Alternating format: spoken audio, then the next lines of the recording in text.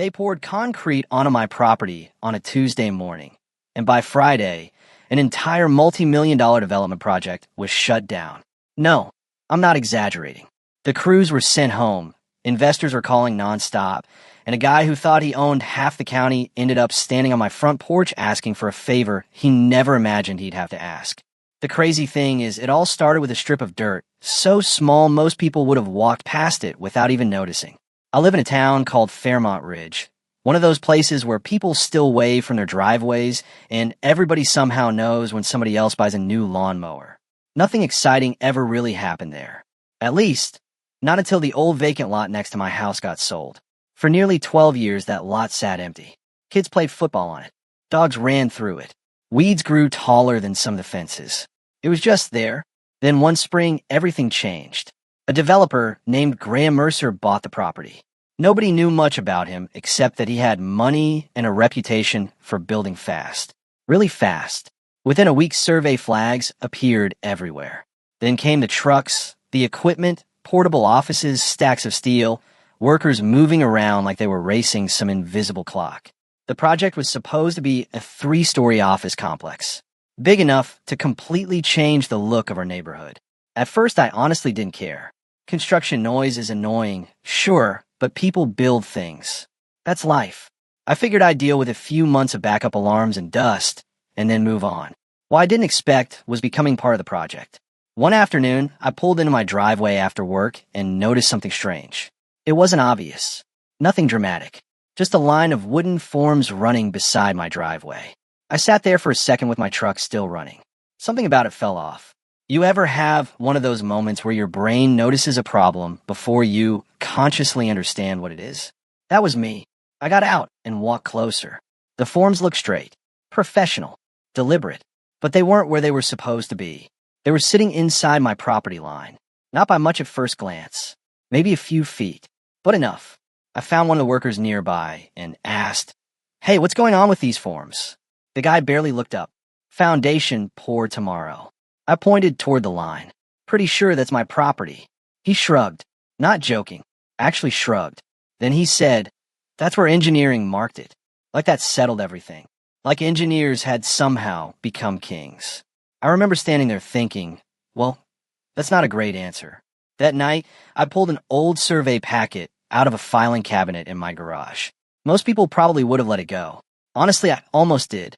I had dinner, watched half a baseball game, told myself maybe I was mistaken, but the thought kept bothering me. So around 9 o'clock, I grabbed a flashlight and walked outside. I checked the survey, then checked it again, then a third time because I genuinely hoped I was wrong. I wasn't. The forms weren't close to the line. They weren't near the line. They were clearly over the line. And once I realized that, something else hit me. If concrete got poured there the next morning, this wouldn't be a misunderstanding anymore. It would become a problem measured in thousands of pounds and years of legal headaches. Concrete has a funny way of turning temporary mistakes into permanent ones. I barely slept that night. Not because I was angry. Honestly, I was trying to convince myself there had to be some simple explanation. Maybe a measurement error. Maybe temporary forms. Maybe somebody would catch it before morning. But around 6:30 the next day, I woke up to the sound of diesel engines. I looked out my kitchen window, and my stomach dropped. 3 cement trucks were already lined up on the street. Workers were moving fast. Way too fast. Like they were trying to beat a deadline. I threw on my boots and headed outside. By the time I reached the site, wet concrete was already flowing into the forms. And standing near the middle of the operation was the site superintendent, a guy named Brett Holloway. Tall, confident, expensive sunglasses, the kind of guy who looked like he hadn't heard the word no in a very long time. I walked straight up to him. "That foundation is on my property." He glanced over, looked at the forms for maybe 2 seconds, then looked back at me. "Minor discrepancy," he said. "We'll adjust it if necessary." Adjust it. That word stayed with me. Because concrete doesn't adjust. Concrete stays. And as I stood there watching gray slurry spread across land that legally belonged to me, I realized something that changed everything. This wasn't about concrete anymore. This was a test. A test to see whether I'd notice. A test to see whether I'd push back. And judging by the look Brett gave me before walking away, he was betting I wouldn't. What he didn't know was that I had already made up my mind. I wasn't going to argue. I wasn't going to yell. I wasn't even going to warn them again. I was going to do something much worse. I was going to let the evidence speak for itself. The funny thing about anger is that it makes people feel powerful for about 5 minutes. Evidence lasts a lot longer. So instead of standing there arguing with Brett while concrete trucks kept unloading, I stepped back, pulled out my phone, and started documenting everything. Every truck, every measurement, every angle, every minute. I photographed the forms from multiple positions. I recorded video showing my survey markers. I even filmed the concrete flowing into the sections that crossed the property line. A couple workers noticed. One of them smirked. Another laughed and said, "Making a documentary?" I smiled back. Something like that. The truth was, I wasn't collecting footage. I was building timeline. And that difference matters. Because people argue with opinions. They struggle against facts. That afternoon, I drove downtown to the county records office. If you've never been inside one of those places, it's about as exciting as a dentist waiting room. Beige walls, fluorescent lighting, filing cabinets that probably survived 3 different decades. Nobody rushes. Nobody panics. And that's exactly why those offices are dangerous. Everything inside them is built around procedure. Procedure doesn't care who you are. It doesn't care how much money you have. It doesn't care how important you think your project is. I walked up to the counter and gave him the parcel number. The woman helping me looked like she'd seen every property dispute imaginable. She pulled up the development file. "Anything specific you're looking for?" I shrugged. "Just want to review the approved plans." 20 minutes later, I was sitting at a table flipping through hundreds of pages of drawings, permits, engineering reports, and approval documents. Most people would have been bored to death. I was fascinated, because somewhere in that stack was either proof I was wrong, or proof they were. Then I found it, buried inside a section nobody outside construction would ever read. A single requirement. Simple, clear, unambiguous. All structural footings and foundation elements must remain entirely within legal property boundaries. No tolerance, no exceptions, no gray area. And right below it was the part that made me stop reading and stare. Any encroachment onto adjacent property may result in permit suspension, pending investigation, and corrective action. I read it 3 times, then a 4th, because suddenly everything looked different. This wasn't me arguing with a construction crew anymore. This wasn't even me versus Graham Mercer. This was a project operating outside the conditions of its approval. And government agencies tend to take that personally. I left the office and filed a formal encroachment complaint before I could talk myself out of it. No warning, no phone call, no dramatic confrontation, just paperwork. A lot of people underestimate paperwork. That's usually a mistake. The next afternoon, I was drinking coffee on my front porch when a county truck pulled up. Actually, 2 county trucks. 2 inspectors stepped out carrying measuring equipment. No sirens, no announcements, no excitement, just quiet professionalism. The kind that's somehow more intimidating than yelling. The workers noticed immediately. You could see heads turning across the site. Machines kept running at first. Then word started spreading. Within minutes, Brett appeared. I couldn't hear the conversation, but I could read body language. At first, he looked relaxed, then confused, then concerned. The inspectors began measuring. Slowly, carefully, methodically. One checked survey references. The other reviewed approved plans. Back and forth, over and over. Nobody was rushing, which was bad news for Brett. Because when experts take their time, it usually means they're finding something. About 40 minutes later, one of the inspectors crouched beside the fresh foundation and called his partner over. Both studied the measurement. Neither spoke for a moment. Then one of them said something I'll never forget. Approximately 4 feet inside adjacent parcel. 4 feet. Not inches. Not a technical discrepancy. Not a rounding error. 4 feet. Even from across the site, I could see Brett's expression change. That was the moment he realized this wasn't going away. The inspectors continued checking numbers, reviewing plans, comparing dimensions, and every additional measurement seemed to make things worse. Finally, one of them reached into his truck and pulled out a bright notice. The second I saw it, I knew. Stop work order. Everything changed almost immediately. It's strange watching momentum die. 1 second a project feels unstoppable. The next it feels frozen in amber. Engines shut down. Power tools went silent. Conversations dropped into whispers. Workers stood around looking confused. A crane operator climbed out of his cab. Delivery trucks started turning around. And right in the middle of it all sat that concrete foundation. The same foundation they'd been so eager to pour. Now it looked less like progress and more like evidence. Brett spent nearly an hour talking to inspectors. The harder he talked, the less they seemed to care. Procedure had already taken over. Procedure always wins. By late afternoon, the site was completely silent. The first truly quiet afternoon we'd had in months.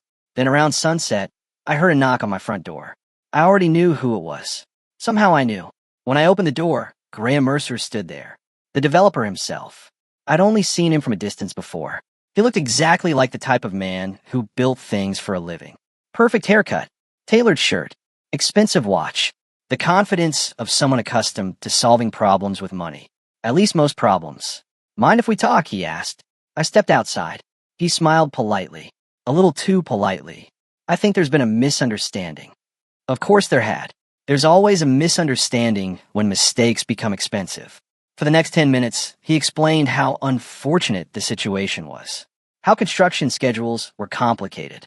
How investors were involved. How delays affected dozens of people. How everyone wanted a reasonable solution. Reasonable. That's another interesting word. People tend to discover it only after they've lost leverage.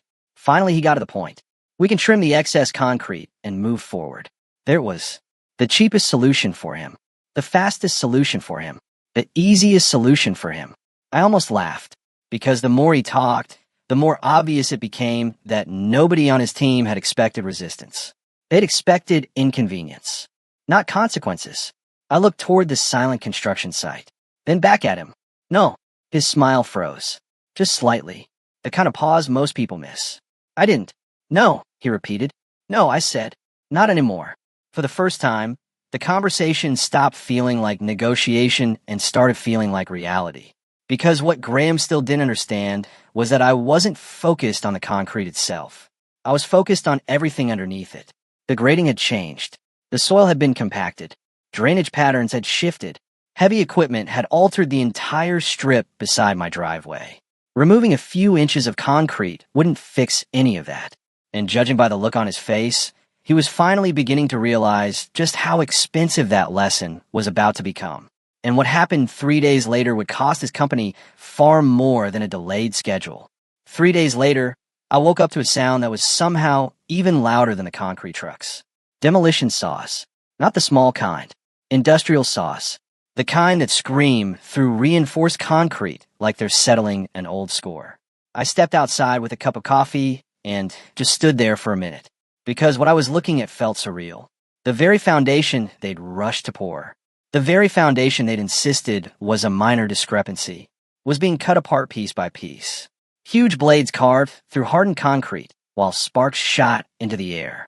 Workers in protective gear moved carefully around sections that had cost thousands of dollars to install only days earlier. Nobody was laughing now. Nobody was making jokes about documentaries. Nobody was shrugging. The entire mood of the site had changed. It was slower, quieter, humbler. And somewhere in the middle of all that noise, I spotted Brett. He looked exhausted, not angry, just tired, like a guy who'd spent several nights explaining bad news to people who didn't want to hear it. For a moment, our eyes met. Then he looked away. I honestly didn't enjoy that part as much as people think I did. There's a difference between wanting justice and wanting revenge. One leaves you feeling satisfied. The other leaves you feeling empty. I wasn't interested in humiliating anyone. I just wanted my property back. The demolition lasted nearly 2 full days. Concrete sections were hauled away by truckload. Then came soil engineers. Then grading crews. Then drainage specialists. One problem led to another. One correction exposed another issue. And every step cost money. A lot of money. I later learned from a subcontractor that the delay alone was costing Graham's company tens of thousands of dollars per day. Maybe more. Investors were furious. Schedules had collapsed. Material deliveries had to be rescheduled. Contractors had to be paid despite sitting idle. The entire machine had ground to a halt because somebody decided a property line wasn't important enough to verify. That's the thing about shortcuts. People only calculate the time they save.